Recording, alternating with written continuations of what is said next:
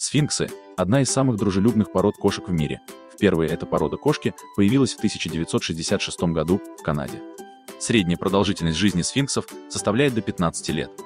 Из-за быстрого метаболизма их ежедневный рацион более обильный, чем у других кошек, они могут съесть больше корма, для них это необходимость. У сфинксов отсутствует терморегуляция, поэтому они любят теплые места, но на солнце их тонкая кожа может получить ожог. Сфинксы считаются идеальными компаньонами для детей, они не склонны к агрессии, терпеливы к детским шалостям, с удовольствием будут участвовать в играх. У сфинксов нет ни усов, ни ресниц, а температура их тела на градус или 2 выше средней, характерной для других кошек. Спасибо за просмотр, не забудь поставить лайк и подписаться.